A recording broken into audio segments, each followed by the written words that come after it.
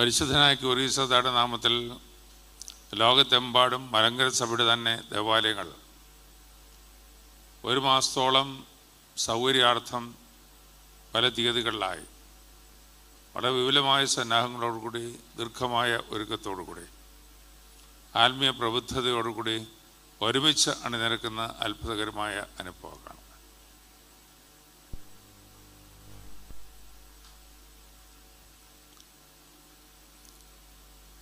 ലോകത്തെമ്പാടും ഈ പരിശുദ്ധനെ ആദരിക്കുന്ന ഒരു വലിയ സംസ്കാരമുണ്ട്.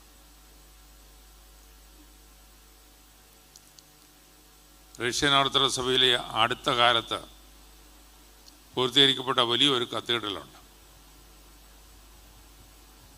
അഭിനന്ദ പോളികാർപ്പോസ് തിരുമേനിയും നമ്മുടെ സഭയിലെ ഇന്റർ ചർച്ച് റിലേഷൻസിൻ്റെ ജനറൽ സെക്രട്ടറി അശ്വനാച്ചനും ഞങ്ങളുടെ ഒരു യാത്ര കഴിഞ്ഞ് ഇന്നലെ മുടങ്ങിയെത്തിയതേ ഉള്ളൂ.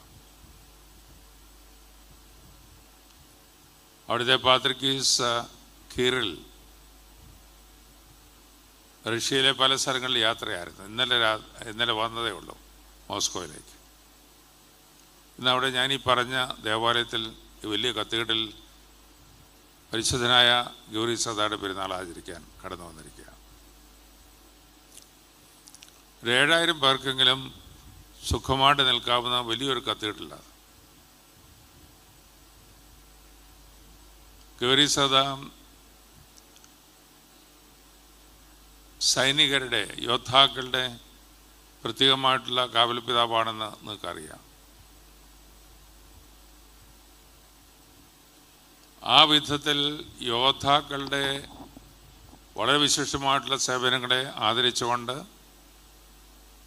വലിയൊരു പുതിയ കത്തീഡ്രൽ പൂർത്തീകരിച്ചിരിക്കുക റഷ്യയിൽ.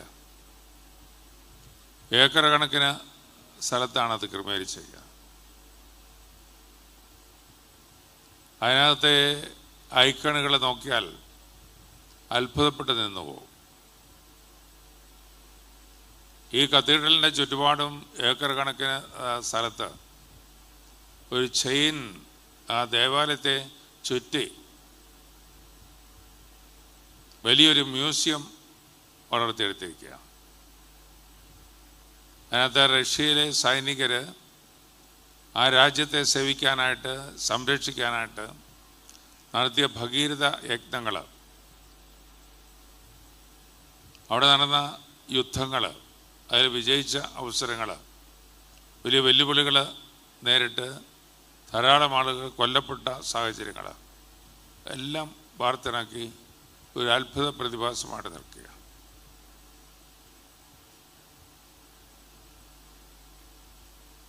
ഇംഗ്ലണ്ട് ആ രാജ്യത്തിൻ്റെ പേട്രൺ സെയിൻറ്റ്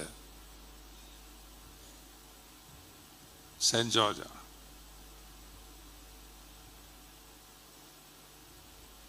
കോപ്റ്റിക് ഓർത്തഡോക്സ് സഭയിൽ ചെന്നാൽ അല്ലെങ്കിൽ ഈജിപ്തിൽ ചെന്നാൽ, പ്രത്യേകിച്ചും ഓൾഡ് കൈറോയിൽ പുരാതനമായ ദേവാലയങ്ങളെല്ലാം അതിന് പടിഞ്ഞാറ് ഭാഗത്ത് ചെണ്ടയുടെ രൂപത്തിൽ ചില പ്രത്യേകമായിട്ടുള്ള സംവിധാനങ്ങളുണ്ട്. അതിനകത്ത് പരിശുദ്ധൻ്റെ തിരുശേഷിപ്പാണ്. അവിടുത്തെ പല പുരാതന ദേവാലയങ്ങളിലും കാണാവുന്ന ഐക്കണുകളിൽ പരിശുദ്ധന്മാരുടെ തിരുശേഷിപ്പിൽ ഒരു ഭാഗം പരിശുദ്ധനായ ഗൗരീസഭയുടെ.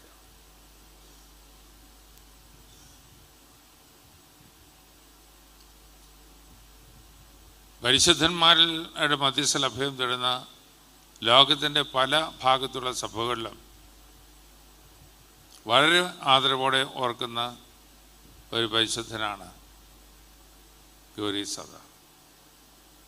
ഈജിപ്തിൽ ചെന്നാൽ അദ്ദേഹത്തിൻ്റെ ത്യാഗപൂർണമായിട്ടുള്ള അനുഭവത്തിൽ ഉണ്ടായ സാഹചര്യങ്ങളും അതിനുവേണ്ടി ഉപയോഗിച്ച വിഭവങ്ങളുമൊക്കെ അവിടെ നിരത്തി വെച്ചിട്ടുണ്ട്. പല ദേവാലയങ്ങളിലായിട്ട്, ചില കന്യാസ്ത്രീ മഠങ്ങളിലൊക്കെ ആയിട്ട്.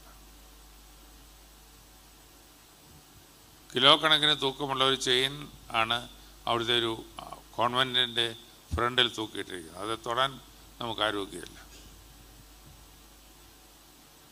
ഈർച്ചവാളെന്നുള്ളത് അവിടെ ചെന്നാൽ കാണാൻ.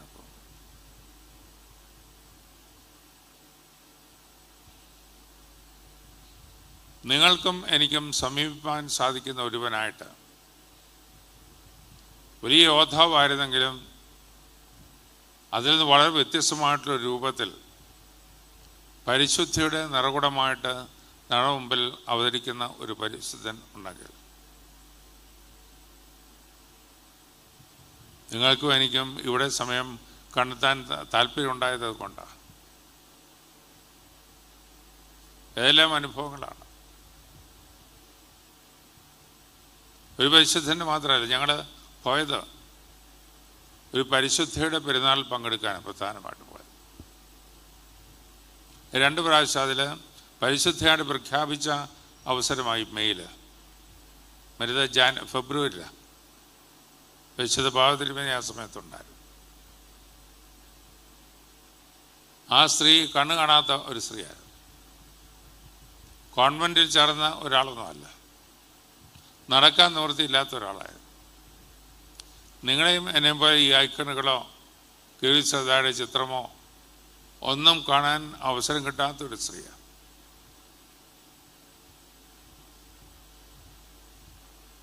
പക്ഷേ അവർ പുറമേ ഉള്ള കണ്ണിൻ്റെ കാഴ്ച നഷ്ടപ്പെട്ടവളായിട്ട് ജനിച്ചവളാണ്.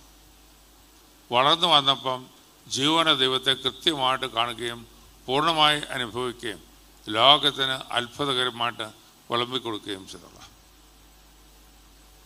ഞങ്ങൾ എയർപോർട്ടിലേക്ക് പോകുമ്പോഴും അവിടെ ചെന്ന് പ്രത്യേകമായിട്ടുള്ള പ്രാർത്ഥനകളാണ്. അതിൻ്റെ മദർ സുപ്പീരിയർ കൂടെ വന്ന് പ്രത്യേകമായിട്ട് വണങ്ങുവാനായിട്ട് അവസരം തന്ന് ഞങ്ങൾ അനുഗ്രഹങ്ങൾ പ്രാപിച്ച വന്നിരിക്കുക.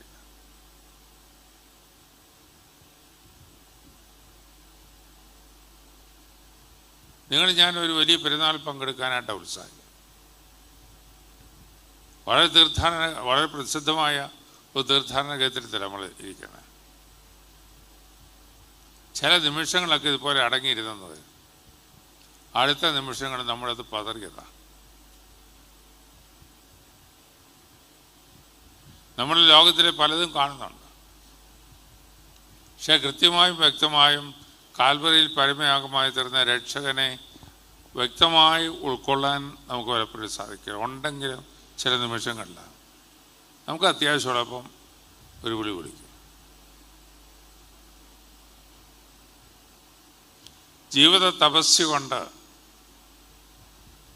ഞങ്ങൾ ചെന്നപ്പോഴും പല ദിവസങ്ങൾക്ക് ശേഷം തിരിച്ചു വരുമ്പോഴും അവിടെ നീണ്ട ക്യൂ ആണ്. നമ്മളീ പെരുമാറി ചെല്ലുന്ന പോലെ എല്ലാവരും കൂടെ ഒരുമിച്ച് അടിച്ച് കയറ്റുകയില്ല.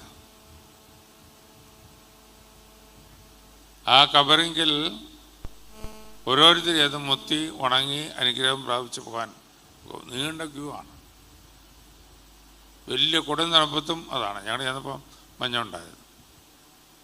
ആളിങ്ങനെ റോഡിലേക്ക് നീണ്ട് നിൽക്കുകയാണ് എല്ലാ സമയത്തും, രാത്രി അത് അടയ്ക്കുന്നവരെ. ഒരു സ്ത്രീയുടെ കഥയായി പറയും. ഒരു യോദ്ധാവിൻ്റെ കഥയിലാണ് നമ്മളെല്ലാവരും ഇവിടെ ആകർഷിക്കപ്പെട്ടിരിക്കുന്നത്. വലിയ സ്ഥാനം ലഭിക്കാമായിരുന്ന ഒരുവൻ അതിനേക്കാൾ മേൽച്ചരമായത് കൃത്യമായിട്ട് കണ്ട് ജീവിതത്തിൽ പുതിയ ദർശനത്തോടു കൂടി നീങ്ങേറ്റ.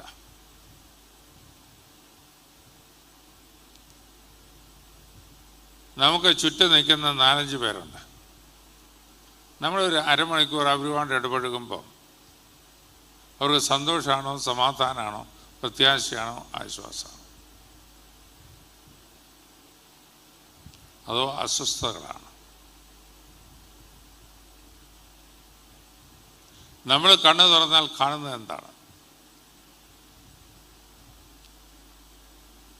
അതിൽ വ്യത്യസ്തമായത് ചിലർക്ക് സാധിച്ചതാണ് നിങ്ങളെയും എന്നെയും ഇവിടേക്കൊക്കെ ആകർഷിക്കാൻ കാരണം.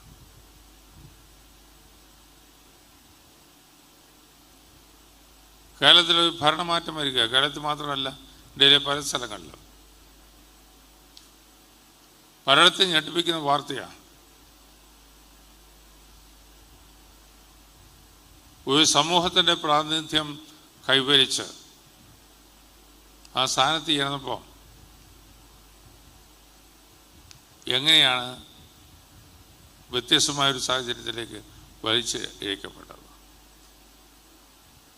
സാധ്യതയില്ല എന്ന് ഭയപ്പെട്ടിരുന്നിടത്ത് പുതിയ വാതായനങ്ങൾ തുറന്ന അനുഗ്രഹങ്ങളും അനുഭവങ്ങളും മനുഷ്യന് പുതിയ പ്രത്യാശയും കൈമാറാൻ രാഷ്ട്രീയ സമൂഹ മേഖലയിൽ ഉള്ളവർക്ക് എങ്ങനെ സാധിക്കണം?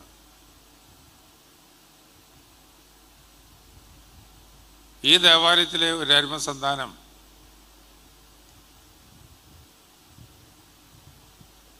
ഗൗരി സദായെ പോലെ ഇടിച്ച് നിരത്തി തകർത്ത് തരിപ്പണമാക്കി നിലംപരിചാക്കിയ ഒരു സാഹചര്യമുണ്ട്. അദ്ദേഹത്തിന് പ്രസംഗിക്കാൻ അറിയാൻ പറഞ്ഞിട്ടല്ല, പക്ഷെ തന്നെ തളർത്തിയ വിഷയത്തെക്കുറിച്ച് അധികമൊന്നും സംസാരിച്ച് കേട്ടില്ല.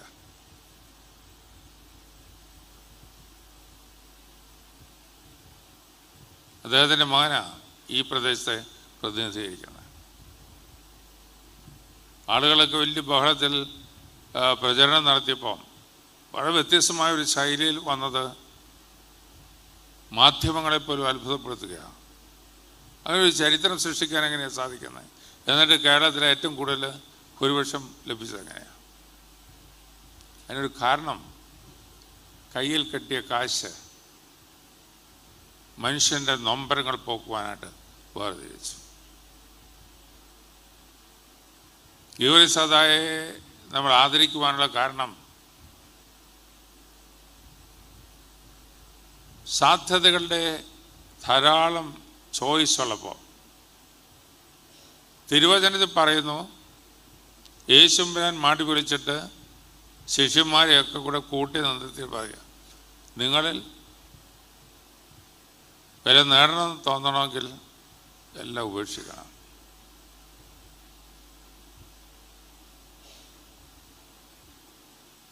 ഭൗതികമായിട്ട് നേടണം എന്നാഗ്രഹിച്ച് വെപ്രാളം കാട്ടിയാൽ സ്വർഗരാജ്യം കിട്ടണമെന്നില്ല. എല്ലാം സമ്പാദിച്ചിട്ട് സ്വർഗരാജ്യം നഷ്ടപ്പെട്ടാൽ എന്നാ സ്ഥിതി?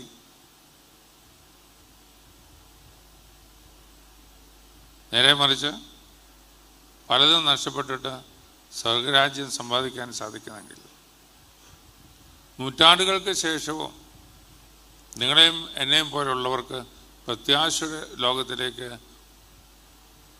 താല്പര്യപൂർവ്വം കടന്നു വരാൻ സാധിക്കും. ലോകത്തിന് വലിയ ആശ്വാസമാണ്. ഗൗരി സദായുടെ ഒരു ഐക്കൺ എവിടെയെങ്കിലും കണ്ടാൽ ആളുകൾക്ക് നിറവാണ്. നിങ്ങളെ ഞാനും ആരാധനയിൽ പങ്കെടുക്കുന്നവരാണ്. വിശ്വാസം കാത്തു സൂക്ഷിക്കുന്നവരാ, കുരിശ് വരയ്ക്കുന്നവരാ, കുമ്പിടുന്നവരാ, കാരണവാനിൽ ശരണപ്പെടുന്നവരാ. എങ്ങോട്ടാണ് നമ്മുടെ പോക്ക്? എന്തെല്ലാമാണ് നാം നേടുന്നത്? നമ്മുടെ അജണ്ട എന്നാണ്? നമ്മുടെ അന്തിമ ലക്ഷ്യം എന്താണ്? നമ്മുടെ ചുറ്റുപാടും നിൽക്കുന്നവരുമായിട്ട് എങ്ങനെ ഇടപഴകാൻ സാധിക്കും? അവർ നമ്മുടെ അടുത്ത് വരുമ്പോൾ ആശ്വാസത്തിൻ്റെ പ്രത്യാശയുടെ യാന്ത്രികമായിട്ട് സ്പോണ്ടേനിയസായിട്ട് എത്തിക്കാൻ സാധിക്കുന്ന കൃപയിലേക്ക് നമുക്ക് നടന്നെടുക്കാൻ. ഈ ദിനങ്ങൾ ലോകമെമ്പാടും ആചരിക്കുമ്പോൾ അതിനൊരു അംശമായിരിക്കാൻ സാധിക്കുന്നത് മാർത്തമാസിക ഭാരതത്തിൽ വന്നില്ലായിരുന്നെങ്കിൽ നമ്മളൊക്കെ ഏത് അവസ്ഥയിലായിരിക്കുമെന്ന് ഞാൻ പലപ്പോഴും ചിന്തിക്കാറുണ്ട്. ഗൗരി സദായുടെ തിരിച്ചെഴുപ്പ് ഇവിടെ എത്താനും ക്രിസ്തുവിനെ അറിയുന്ന ഒരു ലോകത്തിൻ്റെ ഒരു ഭാഗമായിരിക്കാനും പുരാതന സഭയുടെ അരുമസന്താനങ്ങളായിരിക്കാനും നമ്മൾ ലഭിക്കുന്ന ഭാഗ്യത്തിൽ പരിശുദ്ധന്മാരെ ആദരിക്കുകയും അവരുടെ മധ്യസ്ഥൽ അഭയം തേടുകയും ചെയ്യുന്ന ഒരു പാരമ്പര്യവും വിശ്വാസവും ജീവിതശൈലിയും നമുക്ക് കൈമാറിയ പിതാക്കന്മാരെ ആദരവോടെ സ്മരിക്കുന്നതോടൊപ്പം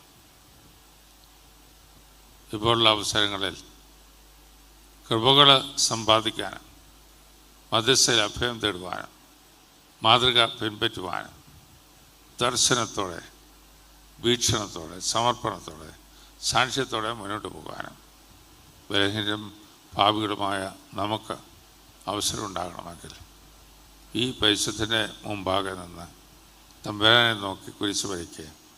ആ പരിശുദ്ധൻ എങ്ങനെ ഇടപെട്ടു ദൈവത്തെ കണ്ടപ്പോൾ, തിരുവചനം ഉൾക്കൊണ്ടപ്പോൾ, ആരാധനയിൽ ഇഴുകിച്ചേർന്നപ്പോൾ, ആളുകളുടെ ആവശ്യങ്ങൾ കണ്ടപ്പോൾ, വളരെ നെഞ്ചു വിരിച്ച് ഞാൻ വലിയ യോദ്ധാവാണ്, എനിക്ക് പലതും ചെയ്യാം എന്നുള്ള ഭാവത്തിലല്ല.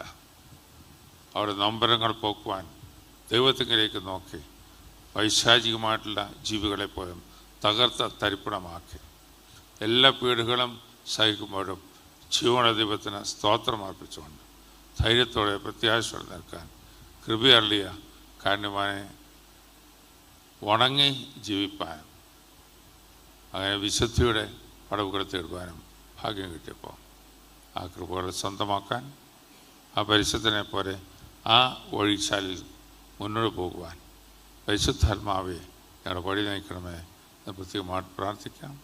ദൈവവാനായിട്ട് അഭയം തരാം. ഒരു നിമിഷം കർത്തൃ സന്നിധിയിൽ ശ്രമിച്ച് ഈ പരിശുദ്ധൻ്റെ മധ്യസ്ഥ അഭയം തേടി ആ മാതൃക പിൻപറ്റുവാൻ ഞങ്ങൾക്ക് പ്രാപ്തി പറയണമെന്ന് അപേക്ഷിച്ച് നമ്മളെ തന്നെ ദൈവസന്നിധിയിൽ സമർപ്പിക്കാം.